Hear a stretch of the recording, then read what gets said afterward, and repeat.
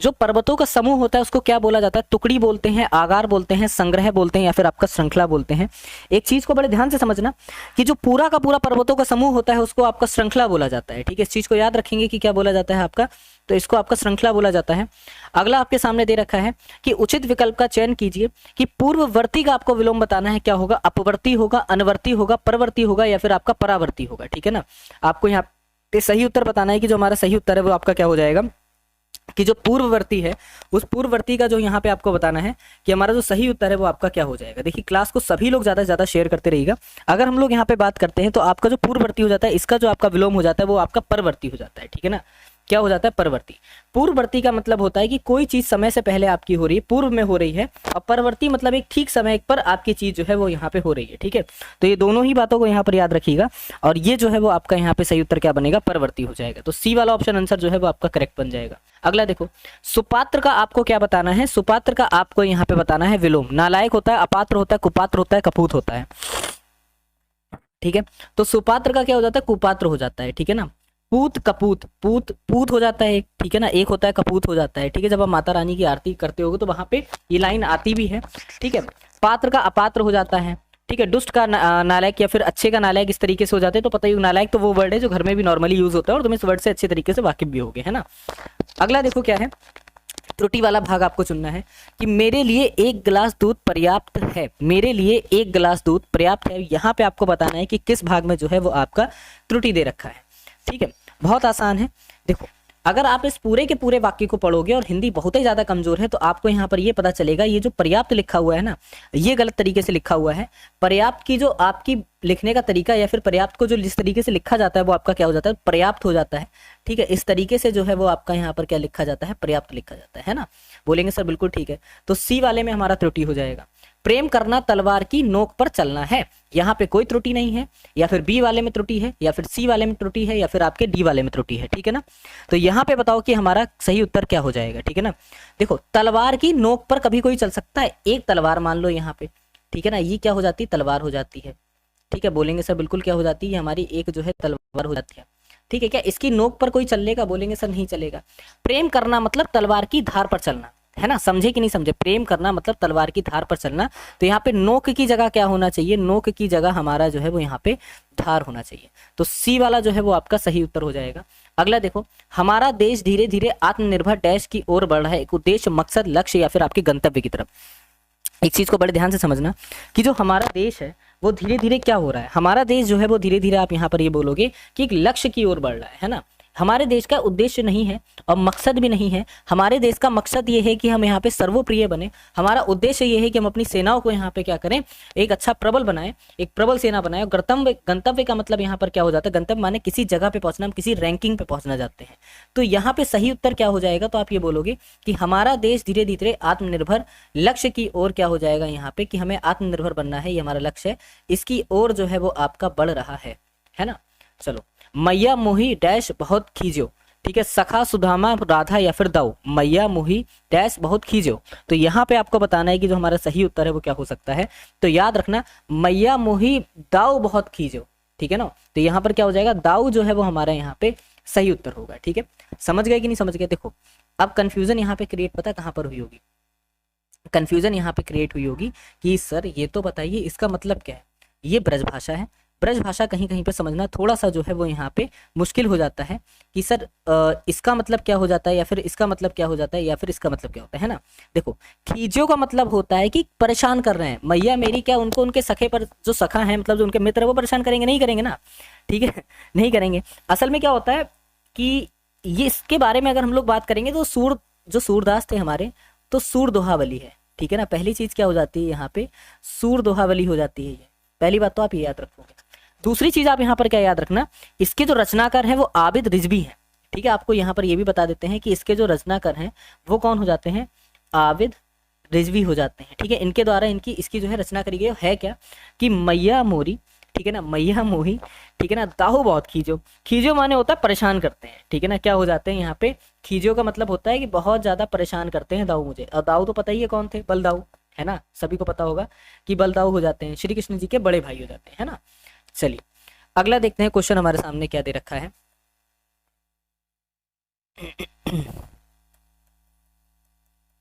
चलो यहाँ पर सिर्फ इसके बाद में हम लोग देखते हैं जो हमारा जीके जीएस का सेशन है।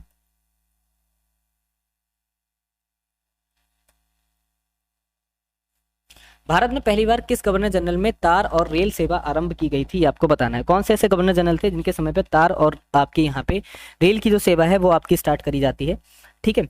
चलिए जल्दी से बताइए। देखो अगर यहाँ पे हम लोग बात करते हैं, लॉर्ड डलहौजी यहाँ पर क्या हो जाते हैं, जिनके समय पर आपकी जो है क्या करी गई थी, रेल की सेवा और तार की सेवा जो है वो आपकी स्टार्ट करी गई, ठीक है ना।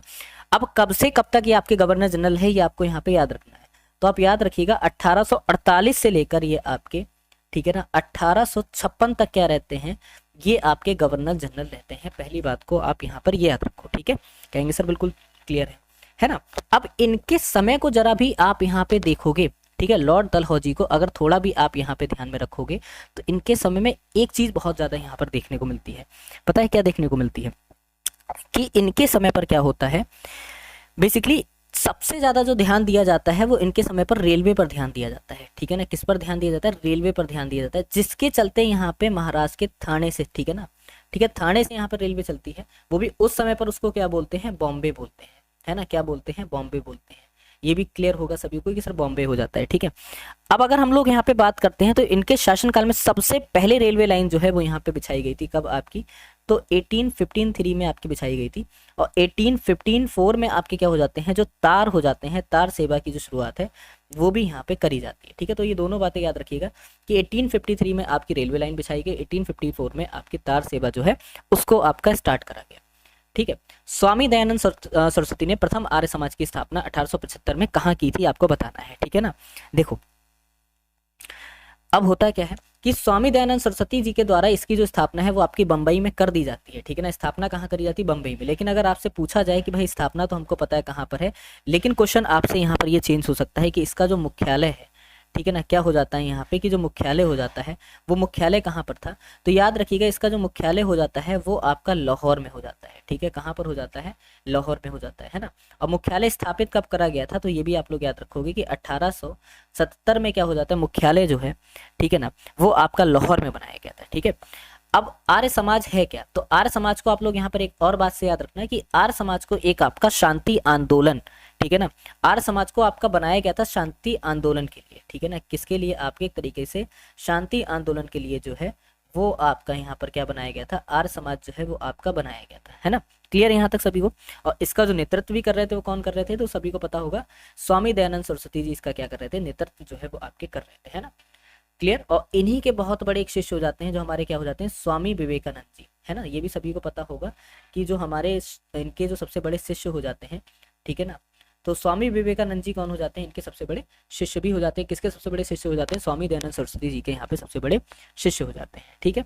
रिक्टर स्केल का प्रयोग किसके मापन में किया जाता है, समुद्र की गहराई के लिए, समुद्र की दिशा के लिए, भूकंप के झटके के लिए, या फिर आपका कोई भी नहीं, ठीक है।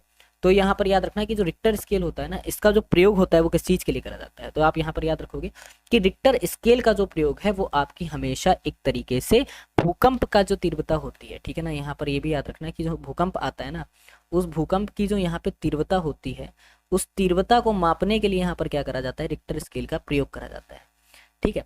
अब रिक्टर स्केल का प्रयोग तो भूकंप की तीव्रता को मापने के लिए करा जाता है, लेकिन रिक्टर स्केल है क्या, ये भी तो जानकारी होना आपको अति आवश्यक है। रिक्टर स्केल एक तरीके का आपका गणितीय पैमाना है, ठीक है ना। कैसा पैमाना हो जाता है, ये भी यहाँ पर आप याद रखोगे कि आपका गणितीय पैमाना हो जाता है, ठीक है। बोलेंगे सर बिल्कुल ठीक है, यहाँ तक क्लियर है। अब समझो यहाँ पे ये पता चल गया कि रिक्टर स्केल की यहाँ पे प्रयोग जो है भूकंप की तीव्रता मापने के लिए करी जाती है, क्योंकि ये चीजें तो आपने न्यूज वगैरह में देखी होंगी, तो वहां से भी आपको क्लियर होगा। और ये भी पता है कि एक तरीके से हमारा क्या है, गणितीय पैमाना है। और अगर इसकी खोज के बारे में बात करते हैं, ठीक है, जब यहाँ टारगेट सिलेक्शन से पढ़ रहे हो ना, तो एक एक चीज यहाँ पर समझते हुए चलो। इसकी जो खोज करी गई किसके द्वारा करी गई है, तो भी आप याद रखोगे कि चार्ल्स, ठीक है ना, यहाँ पर याद रखना चार्ल्स रिक्टर के द्वारा यहाँ पर क्या हो जाती है, इसकी जो खोज है वो आपकी करी जाती है। किसके द्वारा यहाँ पे, तो चार्ल्स रिक्टर के द्वारा इसकी खोज करी जाती है। और अगर हम लोग यहाँ पे बात करते हैं तभी इसका नाम रिक्टर स्केल पड़ता है, लेकिन अगर हम लोग यहाँ पे बात करते हैं तो इसका पूरा नाम थोड़ा सा डिफरेंट हो जाता है, वो भी यहाँ पे लिख लीजिएगा, रिक्टर स्केल परीक्षण पैमाना, ठीक है ना। ये क्या हो जाता है, इसका यहाँ पे पूरा नाम हो जाता है कि रिक्टर स्केल परीक्षण पैमाना जो है इसको बोला जाता है। शुष्क बर्फ निम्नलिखित में से किसने तैयार की जाती है, जो शुष्क बर्फ है वो आपको बताना है कि किसमें जो है वो आपकी यहाँ पे तैयार करी जाती है। ठीक है, सीधी सी बात है, शुष्क बर्फ जो होती है वो आपके कार्बन डाइऑक्साइड का क्या हो जाती है, कार्बन डाइऑक्साइड का एक तरीके से ठोस रूप होता है। ठीक है, यहाँ पर याद रखिएगा। अगला देखिए कि भारत के संविधान का कौन सा अनुच्छेद अप्रतिष्ठा अवधारणा को समाप्त करता है और किसी भी रूप में इसके व्यवहार को निषिद्ध आपका करता है। ठीक है, ये यहाँ पे बताना है कि जो हमारा सही उत्तर है वो आपका क्या बनेगा कि भारत का संविधान जो है उसका कौन सा अनुच्छेद जो है अप्रतिष्ठा और अवधारणा को समाप्त करता है और किसी भी रूप में इसके व्यवहार को निषिद्ध करता है। चलिए जल्दी से बताइए।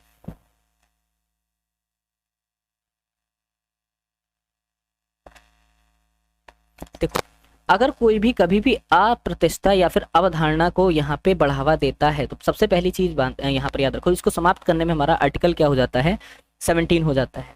ठीक है, और अगर हम लोग यहाँ पे बात करते हैं तो दंडनीय एक तरीके से आपका अपराध भी है। ठीक है ना, क्या हो जाता है, ये आपका दंडनीय जो है वो एक प्रकार से आपका यहाँ पे अपराध है। ठीक है, क्या है ये हमारा यहाँ पे एक तरीके से दंडनीय अपराध है। ये भी आपको क्लियर होगा, बोलेंगे सर बिल्कुल हमको यहाँ तक क्लियर है। ठीक है, कहोगे सर बिल्कुल ठीक है। अब इसके बाद समझो क्या है कि एक तरीके से ये हमारा क्या हो जाता है, मौलिक अधिकार हो जाता है। ठीक है ना, क्या हो जाता है, ये हमारा मौलिक अधिकार हो जाता है कि हमको समाज में क्या मिले। ठीक है, हमको समाज में क्या मिलना चाहिए, हमको समाज में बराबरी का दर्जा मिलना चाहिए, हमको समाज में यहाँ पर क्या हो जाता है, समता और समानता का अधिकार मिलना चाहिए। ठीक है ना, क्या मिलना चाहिए, समता या समानता का अधिकार जो है वो यहाँ पे मिलना चाहिए, ये इसमें आपका बोला गया है। तो दोनों बातें आपको क्लियर हैं, तो डी जो है सही उत्तर होगा। फारसी ग्रंथ आईने अकबरी की, ठीक है ना, यहाँ पर समझना, आईने अकबरी की जो रचना है वो यहाँ पे किसने की थी बताना है, अकबर के द्वारा, अबुल फजल के द्वारा, फिरदौसी के द्वारा या फिर आपका जहांगीर के द्वारा। ठीक है, देखो एक पुस्तक को लिखने में 7 साल का समय लग गया, आज तो मैं बताता हूँ। ठीक है, इस बात को याद रखना कि एक पुस्तक जो है ना, उस पुस्तक को लिखने में ही सिर्फ जो है 7 साल का समय लग गया है। और किसके द्वारा लिखी गई, तो एक बहुत अच्छे राइटर थे जो थे आपके अबुल फजल। ठीक है, कौन थे यहाँ पे, अबुल फजल। अबुल फजल को यहाँ पे अप्रोक्सीमेटली यहाँ पे 1591 से लेके 1597 तक का जो समय है यहाँ पे लग गया, सॉरी 98 तक का जो समय है वो यहाँ पे लग गया। ठीक है, बोलेंगे सर बिल्कुल ठीक है।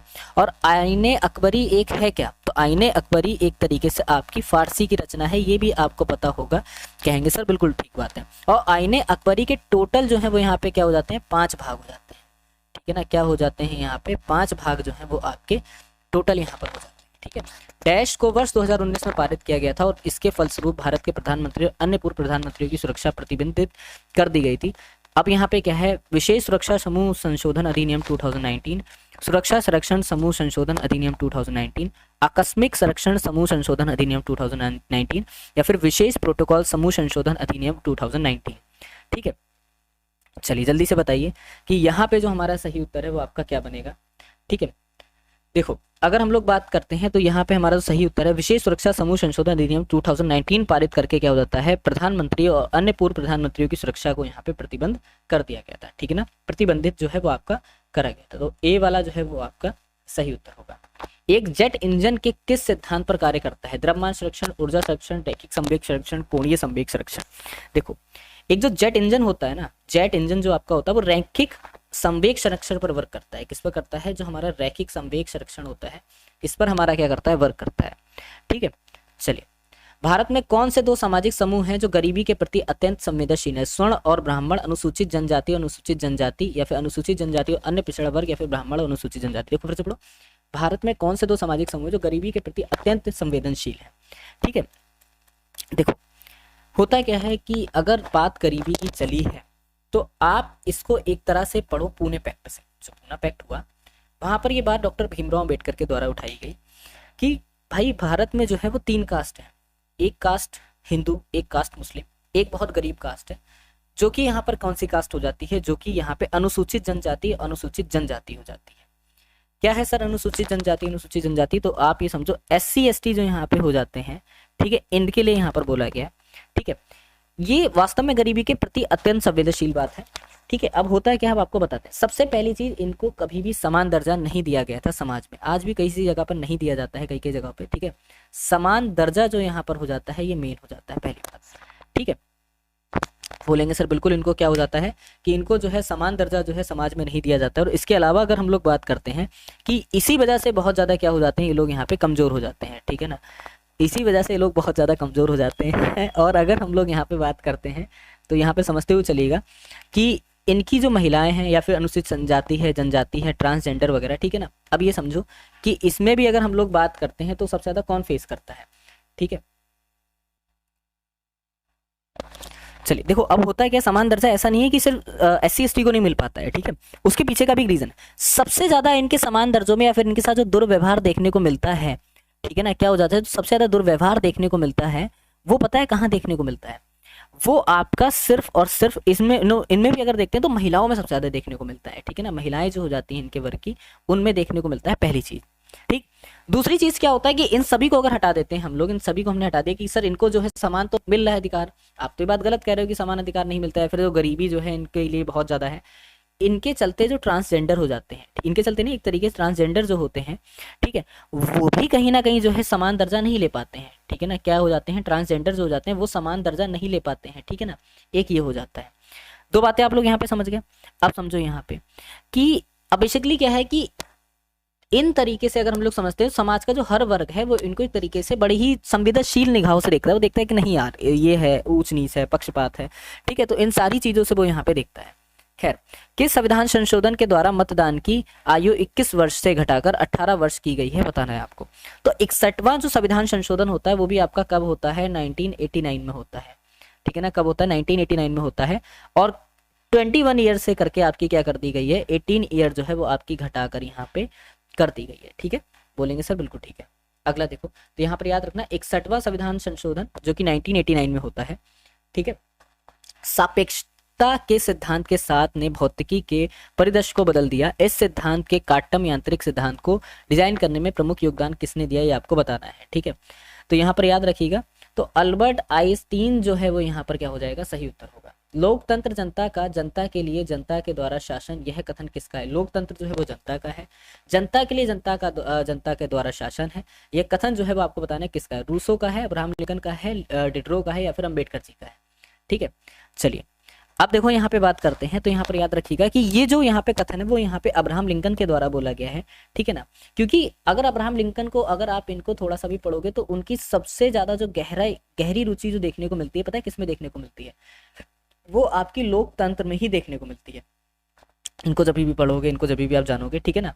और वो लोकतंत्र को एक तरीके से परिभाषित करते हैं इन शब्दों में, ठीक है ना। लोकतंत्र का मतलब क्या है, लोकतंत्र का भाई सीधा सीधा मतलब है, अब कहीं पे आप ये याद रखो कि कहीं पे एक ऐसी सरकार है जहाँ पे डेमोक्रेसी है ही नहीं, ठीक है। किम जोंग उन को आप लोग याद करो जरा कि वहां पे डेमोक्रेसी नहीं है, तो वहां पे जनता का क्या है, क्या जनता के कोई अपना राइट है, कोई राइट नहीं है। अब यहाँ पे देखो क्या है कि लोकतंत्र जनता का है, डेमोक्रेसी जो है वो जनता की है और जनता के लिए है।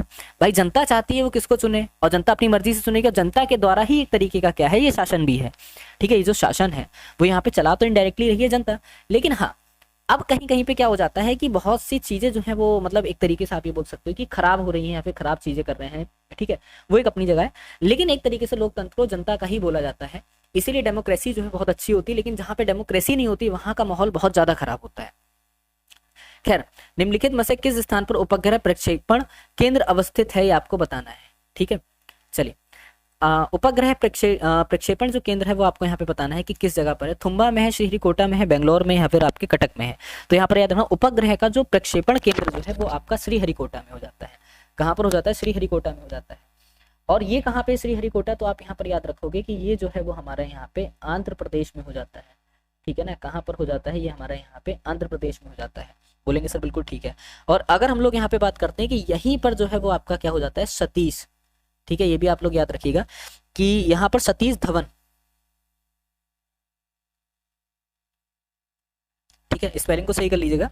सतीश धवन अंतरिक्ष केंद्र जो है वो भी आपका यहीं पर स्थित है, ठीक है। ये भी आप यहाँ पर याद रखिएगा, ये भी आपका यहीं पर स्थित हो जाता है। और क्या हो जाता है कि जो यहाँ पे एक तरीके से श्रीहरिकोटा जो है ना, इसको याद रखना, श्रीहरिकोटा जो है वो आपका क्या हो जाता है कि एक यहाँ पे झील जाती है। ये किस पर है श्रीहरिकोटा, तो ये आपकी पुलिकित झील पर है, ठीक है ना। क्या हो जाता है, ये आपका पुलिकित झील पर हो जाता है, और इस झील को क्या कर देता है, ये आपका अलग कर देता है, ठीक है। चलिए, निम्न में से कौन सा ग्रह पृथ्वी से निकटतम दूरी पर स्थित है, शुक्र, बुध, बृहस्पति या फिर आपका मंगल। तो यहाँ पर याद रखना सबसे ज्यादा जो निकट है वो आपका शुक्र हो जाता है, पृथ्वी के सबसे ज्यादा निकट जो है वो आपका शुक्र हो जाता है। और अगर हम लोग यहाँ पे बात करते हैं तो इसको एक तरीके से, इसके कई नाम है शुक्र के। शुक्र को आपका शाम का तारा बोलते हैं, ठीक है ना। क्या बोलते हैं, शाम का जो है वो आपका तारा बोला जाता है, या फिर इसको जो है क्या बोला जाता है, भोर का तारा बोला जाता है, ठीक है, शाम का तारा है, बोहर का तारा। और इसको एक तरीके से चमकीला ग्रह भी बोलते हैं, ठीक है ना, क्या बोलते हैं, चमकीला ग्रह। आपको पता है टेलीस्कोप की मदद से आप यहाँ से इसको देख सकते हो। और इसको पृथ्वी की बहन भी बोलते हैं, क्या बोलते हैं, पृथ्वी की बहन जो है इसको यहाँ पे बोला जाता है ना। तो ये बातें आप लोग याद रखिएगा। ये तो थोड़ा सा, अब क्या होता है कि जो आप यहाँ पे नाम देखते हो, वीनस वगैरह हो गए, सारी चीज़ें जो नाम हो गई, तो ये कुछ नाम जो अगर ग्रहों के अगर हम लोग देखेंगे तो ग्रहों के नाम बेसिकली ये जो आपकी रोमन सभ्यता है ना, उस रोमन सभ्यताओं के जो उनके देवी देवता थे उनके उस पर भी रखे गए, ठीक है, रोमन सभ्यताओं के देवी देवताओं पे जो है वो यहाँ पर नाम रखे गए। चलो अगला देखो कि टेलीफोन सेवाओं में स्टॉक ब्रोकरों, स्वास्थ्य क्लबों, ब्यूटी पार्लरों या फिर ड्राई क्लीनिंग आदि सेवाओं को कर लगने तो इन सेवाओं पर एक कर और सेवा कर में पेश किया गया था कब, ठीक है। तो यहाँ पर याद रखिएगा ये जो है वो आपका कब पेश करा गया था आपको बताना है, ठीक है। तो 1994 से 1905 के में जो है वो आपका पेश करा गया था, ठीक है, यहाँ पर याद रखिएगा। चलिए अगला देखिए आपका, पृथ्वी से टकराने वाला पराबैंगनी विकिरण किसके अवक्षय के कारण होता है? Carbon monoxide, carbon dioxide, ozone या फिर आपका ऑक्सीजन। देखो ओजोन से जैसे ही टकराते हैं तभी इनका क्या हो जाता है, अवक्षय हो जाता है, ठीक है ना। ओजोन का यहाँ पे रासायनिक सूत्र क्या हो जाता है, O3 हो जाता है, ठीक है, सी वाला हो जाएगा। किसी कोश में भरे जा सकने वाली इलेक्ट्रॉनों की अधिकतम संख्या डैश के द्वारा निरूपित की जाती है, जहां n कोशों की संख्या है 2n2, 2n3, 3n या फिर 3n3, ठीक है। तो याद रखिएगा 2n की पावर 2 होगा, ठीक है ना। 30 अप्रैल 2024 को एशिया से गोल्डमैन एनवायरमेंटल प्राइज 2024 किसने जीता था? आलोक शुक्ला, टेरेसा विसेनेट या फिर आपका मार्शल गोम्स या फिर आपका एड्रिया विडोर। तो यहाँ पे बताना है 30 अप्रैल 2024 का एशिया गोल्डमैन जो आपका एनवायरमेंटल प्राइज है वो आपका किसके द्वारा यहाँ पर जीता गया था। अगर हम लोग यहाँ पे बात करते हैं तो ये जो आपका प्राइस है वो आपका बेसिकली 2024 में जीता गया, सभी को क्लियर है, और किसके द्वारा यहाँ पर जीता गया है? तो एक तरीके से एक अभियान था जो कि छत्तीसगढ़ में चलाया गया था, और छत्तीसगढ़ में भी क्या चलाया गया था, तो छत्तीसगढ़ बचाओ अभियान भी इसको बोलते हैं, है ना, छत्तीसगढ़ बचाओ अभियान भी इसको बोला जाता है। और अगर इसको थोड़ा सा भी डिटेल से आप जानोगे तो आपको ये पता चलेगा कि ये जो पूरा का पूरा एक तरीके से जो चला गया था वो वहाँ के वनों के लिए चलाया गया था। आलोक शुक्ला के द्वारा यहाँ पर ये जो है प्राइज जो है वो जीता गया था, ठीक है। चलिए इनको एक तरीके से इनको ग्रीन नोबेल पुरस्कार जो इनको दिया गया था उसको ग्रीन नोबेल पुरस्कार भी बोला जाता है ना। संविधान का संरक्षक जो है किसे माना जाता है? उच्च न्यायालय, उच्चतम न्यायालय, संसद या फिर आपका मंत्रिपरिषद।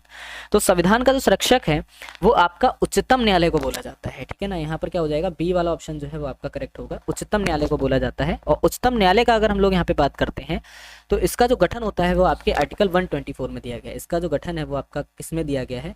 तो आर्टिकल आपके 124 में जो है वो आपका दिया गया है, ठीक है। चलिए निम्नलिखित में से किस जोखिम का संबंध हरित क्रांति से? खाद्यान्न उत्पादन में वृद्धि, किसानों की आय में वृद्धि, छोटे और बड़े किसानों के बीच बढ़ती असमानता या खाद्यान्नों की उत्पादकता में वृद्धि। तो होता क्या है कि निम्नलिखित में से किस जोखिम का संबंध हरित क्रांति से है? तो हरित क्रांति के अगर संबंध के हम लोग बात करते हैं, छोटे बड़े किसान, हरित क्रांति का मतलब मेन जो यहाँ पे हो जाता है किसानों के लिए हो जाता है। अब चाहे वह किसान यहाँ पे बड़ा हो फिर चाहे वह किसान छोटा हो, बेनिफिशियल ये सभी के लिए है। तो आप क्या याद करोगे? छोटे बड़े किसानों के लिए बीच में बढ़ती असमानता जो है इसको यहाँ पे खत्म कर देना, ये यहाँ पे आपका करेक्ट ऑप्शन आंसर हो जाएगा। जोखिम का अर्थ यहाँ पर ये है, ठीक है। चलिए रीजनिंग के सेशन पे आ जाते हैं, रीजनिंग के क्वेश्चन देखते हैं।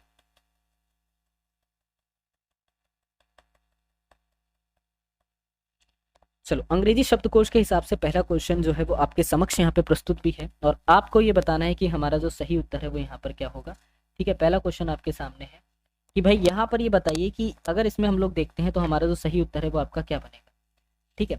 पॉइंटेड, पोलेंट, पॉपुलेट, पॉपुलर या फिर आपका पोडियम, ठीक है। चलो जल्दी से बताओ। देखो इजी बहुत है क्वेश्चन, ये वाले क्वेश्चन बहुत ज्यादा ईजी होते हैं, लिटरली बता रहा हूँ, इससे ज्यादा ईजी क्वेश्चन आपने कहीं पे देखे ही नहीं होगा, बहुत फन वाले भी होते हैं, इनको सॉल्व करोगे तो बहुत फनियर क्वेश्चन लगेंगे। एक चीज देखो, पी ओ सभी में है ना, बोलेंगे सर पी ओ तो हमारा सब में दे रखा है, यहाँ पर भी है, यहाँ पर भी है, यहाँ पर भी है, यहाँ पर भी है, यहाँ पर भी है। एक जगह आई है, एक जगह एल है, एक जगह पी है, फिर आपका डी है, ठीक है। तो मतलब ये है कि डी हमारा पहले आ रहा है तो फिफ्थ वाला तो पहले हो जाएगा। चलो इसको लिख देते हैं कि पोडियम जो है वो हमारे यहाँ पे पहले हो गया, तो फिफ्थ वाला तो हमने यहाँ पर लिख दिया। अब देखो, अब ये तो इसको कट कर दो कि भाई ये हमारा हो चुका है। अब इसमें देखो पी पी आई आई, तो अब जरा ABCD काउंट करना, तो आई तो आपका पहले आता है, तो मतलब पॉइंटेड या पोलेंट में से पहले होगा, तो एन आपका पहले आता है ना। तो यहाँ पर क्या हो जाएगा, पॉइंटेड हो जाएगा, POINTED हो जाएगा, ठीक है। समझ गए? बोलेंगे सब बिल्कुल। तो 5 के बाद आप देख रहे हो एक आ रहा है, किस ऑप्शन में 5 के बाद एक आ रहा है? इसमें आ रहा है, कहेंगे सर नहीं होगा, इसमें आ रहा है, कहेंगे सर नहीं होगा, इसमें आ रहा है, कहेंगे सर नहीं होगा, इसमें आ रहा है ना, बस यही करेक्ट हो जाएगा। आगे सॉल्व करने की कोई आपको नीड ही नहीं है, आंसर आपका निकल आया। क्लियर सभी को? बाकी याद रखा करो ये चीजें कोई इतनी मुश्किल नहीं होती हैं, आपको पूरा सॉल्व भी नहीं करना, आपने 2 देखे टिक मारा आगे बढ़ते, ठीक है ना। अगला है कि 5 4 3 1 और बीच में आपका 23 है, ठीक है। देखो जरा यहाँ पे कि भाई 5 है 4 है 3 1 है और बीच में आपका 23 दे रखा है, 7 6 है 3 4 है बीच में आपका 54 है, तो क्या होगा सही उत्तर? कोई बता सकता है कि सर ये होगा या फिर ये होगा? किसी को भी पता है? देखो भाई देखते हैं क्या होगा। अच्छा ये बताओ 5 जमा 4 कर देते हैं, 5 चक्कू 20 कहेंगे सर, ठीक है। और प्लस का 3 मल्टीप्लाई 1 कर देते हैं तो हमारा 23 ही तो होगा, बोलेंगे सर बिल्कुल हमारा 23 होगा। ऐसे यहाँ पे देखो 7 इंटू 6 करते हैं, ठीक है ना, क्या करते हैं 7 इंटू 6 करते हैं, ठीक है। 6 छंग 36 42, अब 42 प्लस यहाँ पे कितना कर देते हैं 3 इंटू कर देते हैं 4, तो 42 प्लस हमारा कितना हो जाएगा 12, तो यहाँ पे 54 हो रहा है कि नहीं हो रहा है? बोलेंगे सर बिल्कुल हो रहा है। क्लियर यहाँ तक? तो ये भी आसान हो गया ना कि 11 इंटू हमारा 2 हो जाएगा, मतलब हमारा कितना हो जाएगा 22, और यहाँ पे प्लस x कर देंगे और मल्टीप्लाई आपका 9 कर देंगे, तो 22 प्लस x मल्टीप्लाई आपका 9, यही तो है? कहेंगे सर बिल्कुल यही है। अब देखते हैं भाई कि 22 प्लस आपका यहाँ पे है x और यहाँ पे कितना हो जाएगा, और बराबर में आपका ये पता है कितना आ रहा है, यहाँ पे 40 आ रहा है, तो यहाँ पे x into 9 equals to 40 minus 22, तो 40 माइनस 22 मतलब हमें यहाँ पर कितना बच जाएगा, तो हमें यहाँ पे x इंटू 9 इक्वल्स टू आपका हो जाएगा 18, तो x बराबर हमारा क्या हो जाएगा 18 अपॉन हमारा यहाँ पर हो जाएगा 9, तो यहाँ पर कितना हो जाएगा x बराबर हमारा हो जाएगा 2 हो जाएगा, ठीक है। तो C जो है वो आपका क्या बनेगा यहाँ पे करेक्ट आपका ऑप्शन आंसर बन जाएगा, ठीक है। चलिए अब आपका है कॉन्स्केसली का जो यहाँ पे लिखा गया है किसी कोड लैंग्वेज में कुछ इस तरीके से लिखा गया है, और सॉइल को आपको बताना है कि क्या लिखा जाएगा, ठीक है। बहुत ज़्यादा ईजी है। अब देखो यहाँ पे आप पूरे के पूरे इसको देखोगे, जो आपका पहले का रिलेशन जो आपका दूसरे से दे रखा है, तो यहाँ पे आपको एक चीज़ ये देखने को मिलेगी कि भैया कहीं पर भी कोई भी हमें लॉजिक दिख ही नहीं रहा है कि भाई सर इधर से तिरछे में देखेंगे +1 +2 +3 +4, ये कुछ हमको कहीं पर भी नहीं दिख रहा है। हम यहाँ पर एक चीज़ देखते हैं, क्या देखते हैं कि CONS, तो इनको एक तरीके से लिख दिया गया है। लिख क्या दिया गया है तुम यहाँ पे खुद देखो कि अगर मैं ऐसे लिखता हूँ, ठीक है ना, मैं इसको लिखता हूँ CONSCIOUSLY, ठीक, इसको P लिख दिया, इसको E लिख दिया, इसको B लिख दिया, इसको N लिख दिया, इसको P लिख दिया, इसको J लिख दिया, इसको E लिख दिया, इसको X लिख दिया, इसको N लिख दिया, इसको K लिख दिया, इसको M लिख दिया, ठीक। अब यहाँ पे सॉइल का आपको बताना है, सीधा सीधा इन्होंने C को P बोला है ना, C को P यहाँ पर भी तो बोला है, तो S को इन्होंने क्या बोला है N बोला है, चलो भाई ठीक है। O को इन्होंने क्या बोला है, O को इन्होंने E बोल दिया है, चलो भाई ठीक है। NE से मतलब हमारे 2 ये स्टार्ट हैं, फिर इन्होंने I को क्या बोला, I को J बोल दिया, NEJ मतलब हमारा B वाला ऑप्शन है, बाकी क्वेश्चन ही खत्म, ठीक है।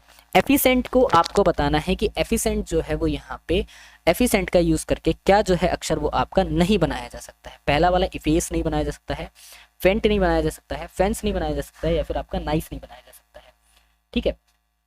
एफिसेंट का आपको प्रयोग करके यहाँ बताना कौन सा अक्षर जो है वो नहीं बना सकते। भाई एफिसेंस में एफेस जो है नहीं बना सकते।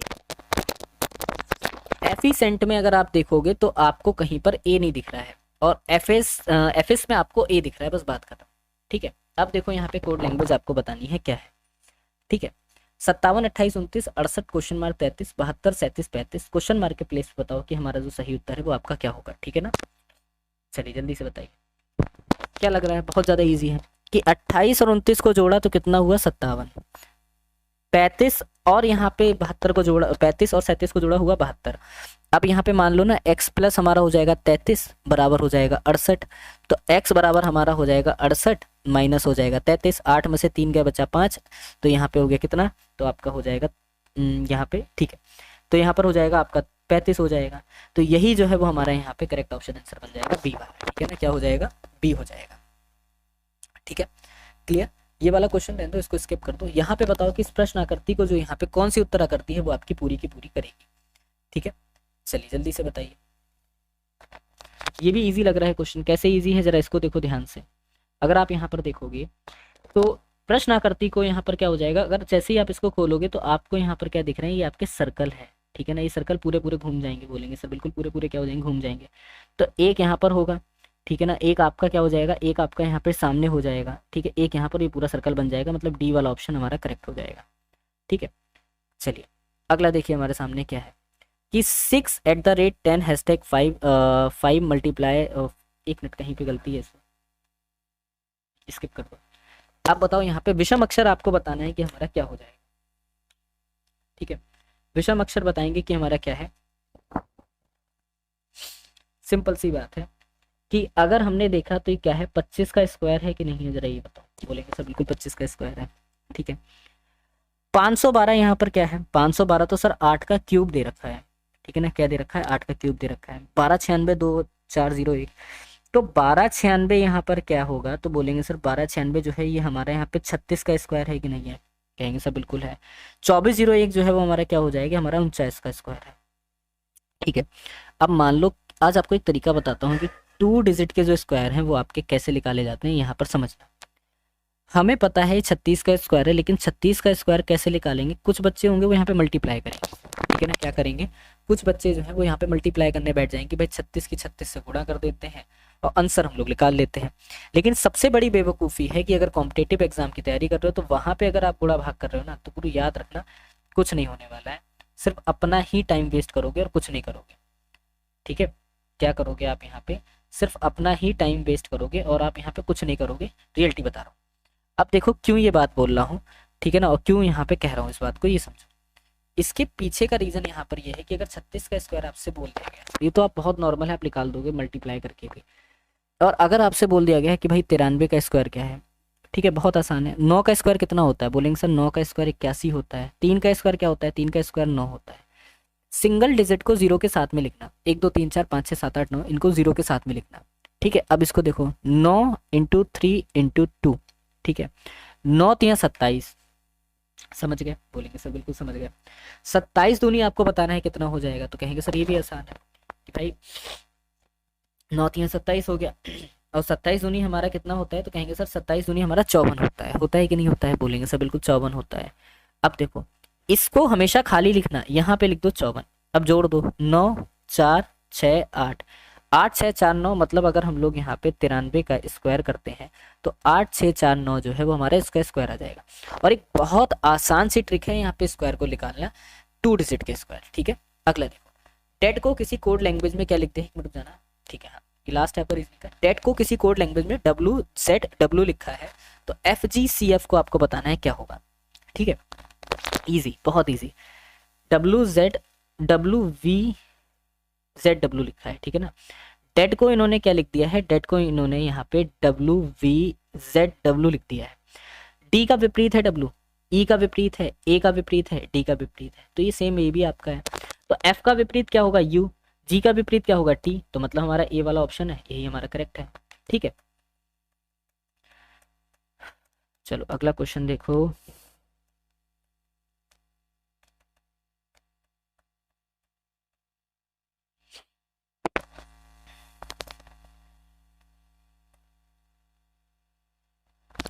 चलिए क्वेश्चन आपके सामने है, क्वेश्चन कुछ इस तरीके से दिया गया है आपके सामने। क्वेश्चन है कि एक आयत की जो लंबाई है, बहुत बेसिक से आपको बताऊंगा, इसमें ऐसा नहीं है कि आपको समझ में ना आए या फिर आपके समझ में ना आ पाए या कुछ भी ऐसा हो जो आपके बुद्धि में ना फंसे। ठीक है, बात को समझो, यहाँ पे बहुत इजी क्वेश्चन है, इसको लगा लिया तो लाइव जिंगा लगा। ठीक है ना, वैसे कोई इतना मुश्किल भी नहीं है। क्वेश्चन देखो, क्वेश्चन बहुत आसान सा है कि यदि एक आयत की लंबाई और चौड़ाई जो है 55 मीटर और 45 मीटर है, ठीक है, लंबाई को 10% घटा दिया जाता है, तो उसकी चौड़ाई में कितने प्रतिशत की वृद्धि हो जाएगी और क्षेत्रफल पर अपवर्तित रहेगा। फिर से समझो, उनकी चौड़ाई में कितनी वृद्धि किए जाने पर क्षेत्रफल जो है वो आपका अपरिवर्तित रहे, कि क्षेत्रफल जो है वो अपरिवर्तित ना हो, लंबाई 10% घट जाए, चौड़ाई को कितना बढ़ा दें, ये बताओ। देखो बड़ा ही मतलब आपको खचखचा सा क्वेश्चन लगा होगा, खचखचा मतलब ऐसा लगा होगा यार सर क्या है ये, और बड़ा भयानक लगा होगा इसका स्वरूप, लगा है कि नहीं लगा, ये बताओ। आंसर हालांकि आपके यहाँ पे इसमें से मत फाइंड आउट करिएगा ऑप्शन में से, क्योंकि ये आपकी मिस्टेक कर रखा है इन्होंने। ठीक है, टाइपिंग मिस्टेक है। एक बात को समझो, आपके सामने कभी क्वेश्चन आता है कि कितने प्रतिशत की वृद्धि हुई, मैं बहुत बेसिक सी बात बता रहा हूँ, कोई भी क्वेश्चन आ जाए एग्जाम के अंदर, कैसा भी क्वेश्चन आ जाए, कितने प्रतिशत की वृद्धि हुई आपसे पूछा गया, कितने प्रतिशत की कमी हुई आपसे पूछा गया। इन दोनों तरह के क्वेश्चंस का सिर्फ एक फॉर्मूला है बस, और कोई दूसरा फॉर्मूला है ही नहीं। क्या समझे बेटा, इस तरह के क्वेश्चंस का सिर्फ एक फॉर्मूला है और दूसरा कोई फॉर्मूला है ही नहीं।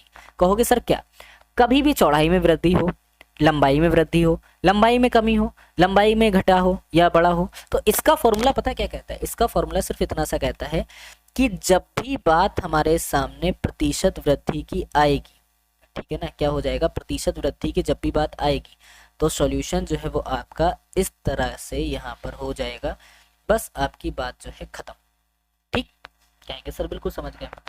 अब जब समझ गए तो जरा यहाँ पर देखो कि भाई जो आर है ना, आर, ठीक है ना, आर मतलब आपका यहाँ पे घटाया गया है। अब यहाँ पे अगर बढ़ाने की बात कर रहा होता तो यहाँ पे आर में जोड़ देते, ठीक है ना, यहाँ पे प्लस कर देते। अब घटाने की बात कर रहा तो माइनस करा। याद रखना घटाने में ये वाला फॉर्मूला यूज होगा, और अगर वृद्धि यहाँ पे बढ़ाने की बात करता तो यहाँ पर क्या हो जाएगा, प्लस यूज हो जाएगा। बस आर हमारा 10 है, बटे में 100 माइनस कितना हो जाएगा हमारा यहाँ पे 10 हो जाएगा, इंटू हमारा यहाँ पर हो जाएगा 100 हो जाएगा। ठीक, कहोगे सर बिल्कुल ठीक। अब यहाँ पर देखो कि 10 बटा हमारे पास हो जाएगा 90, इंटू हमारे पास हो जाएगा 100, तो हमारे पास क्या हो जाएगा, एक जीरो से एक जीरो कट कर दो, ठीक है, या एक जीरो से ऊपर वाला जीरो कट कर दो, 1/9 इंटू 100, तो हमारे पास 11 सहित 1/9% जो है वो हमारा यहाँ पे करेक्ट ऑप्शन आंसर बनेगा। बस ठीक है, समझ गए कि नहीं? तो कोई ऐसा नहीं है मैथ बहुत ज़्यादा तूफान है, मैथ तो सॉल्व ही नहीं होगी हमसे, मैथ तो बहुत ज़्यादा भयंकर है कि सर ये क्या दे दिया है, ये तो बहुत ज़्यादा कलप जाएंगे, इसमें नहीं लगेगा, ऐसा नहीं है, हर एक क्वेश्चन लगेगा, बस समझने की कोशिश करो। अब देखो क्या है, पी क्यू मिलकर एक काम को 30 दिन में पूरा करते हैं, क्यू और ओ मिलकर, ठीक है ना, क्यू और आर, ठीक है ना, आर मिलकर उसी काम को 37.5 दिन में पूरा करते हैं, आर और पी मिलकर उसी काम को 150 दिनों में पूरा करते हैं, ठीक है। आर और पी मिलकर तीनों एक साथ काम करें, उसी काम को करने में यहाँ पे कितना समय लगेगा, ठीक है, तीनों अगर एक साथ मिलकर काम करेंगे तो कितना समय लगेगा, बहुत आसान है। कैसे आसान है ये समझो आप यहाँ पे, ठीक है। देखो पहले पी और क्यू मिले और उन्होंने अपना काम करा, पहले क्या हुआ, पी और क्यू मिले, उन्होंने अगर अपना काम करा तो कितना हुआ, 1/30 हुआ, ठीक। फिर क्यू और आर मिले, ठीक है ना, क्या होता है यहाँ पे, क्यू और आर मिलते हैं, क्यू और आर मिलके अपना एक काम करते हैं 1/37.5 दिन में करते हैं, ठीक है ना। पी और आर उसी काम को करते हैं, पी और आर उसी काम को करते हैं, तो 1/150 आपका हो जाता है। जब तीनों मिलकर उसी काम को करेंगे क्या हो जाएगा, तीनों के तीनों मिलकर उसी काम को करेंगे तो क्या हो जाएगा, तो बोलेंगे सर 1/2, ठीक है, ब्रैकेट में 1/30 प्लस हमारा 1/37.5, ठीक है, प्लस हमारा यहाँ पे 1/50। अब यहाँ पे हमें देखना है सही उत्तर क्या होगा, 150 हमारा एलसीएम, बोलेंगे सर बिल्कुल हमारा क्या हो जाएगा, एलसीएम जो है वो 150 हो जाएगा, ठीक है। 30 का टेबल जरा पढ़ दो, 5 बार में पढ़ोगे ना। अब यहाँ पे 37 4 बार में पढ़ोगे ना, 37.4 5, ठीक है, तो यहाँ पे 1 बार में पढ़ोगे तो कितना हो जाएगा, तो बोलेंगे सर 1/2, ठीक है, 10/150, तो मतलब हमारा कट हो गया और यहाँ पे कितना रह जाएगा, 2 से कट हो जाएगा, तो मतलब मल्टीप्लाई हो जाएगा 1/2 इंटू आपका 1/15, तो 1/30 जो है वो हमारा यहाँ पर क्या हो जाएगा, करेक्ट, मतलब 30 दिन में वो जो है तीनों के तीनों मिलकर अपना काम जो है यहाँ पे कंप्लीट कर लेंगे। क्लियर, ठीक है, कोई मुश्किल सवाल नहीं है कि ऐसा नहीं है कि आपसे ना क्लियर हो, बहुत ज़्यादा आसान सवाल है, ठीक है, यहाँ तक समझ जाना। क्वेश्चंस कोई भी आपके मुश्किल नहीं, कोई भी आपकी डिफिकल्ट है ही नहीं कि आपसे सॉल्व ना हो। चलिए अगला क्वेश्चन देखते हैं हम लोग, चलिए अगला क्वेश्चन देखते हैं। अगला क्वेश्चन क्या है, एक काम करना, आपको काफ़ी इजी क्वेश्चन ही लगवाता हूँ मैं, जिससे आपको क्लियर होता हुआ चला जाएगी, हाँ सर इसका ये आंसर होगा, वो होगा, ठीक है, ज़्यादा डिफिकल्ट लगवाता नहीं हूँ। खैर कोई बात नहीं, डिफिकल्ट भी लगाना पड़ेगा। एक कॉलेज में लड़कों के 1/5 भाग, लड़कियों के 1/8 भाग में किसी में हिस्सा लिया, ठीक है, एक कॉलेज है उसमें एक कंपटीशन हो रहा है, उसमें से 1/5 भाग जो है वो किसका है, यहाँ पे लड़कों का है। समझ लो यहाँ पे बात को, कहेंगे सर बिल्कुल ठीक है। और 1/8 भाग जो है वो यहाँ पर किसका है, वो यहाँ पे आप लड़कियों का हो जाता है। इन लोगों ने क्या करा, भाग लिया, ठीक है ना। यदि कॉलेज में टोटल विद्यार्थी समझो, टोटल विद्यार्थी 420 हैं, बहुत अच्छा है, 420 जो है टोटल विद्यार्थी है, ठीक है ना, टोटल आपका नंबर है यहाँ पे, ठीक है। और लड़के लड़कियों का जो रेशियो है, लड़के का बॉयज़ का और जो गर्ल्स का जो रेशियो है वो यहाँ पे कितना है, 5/2 है।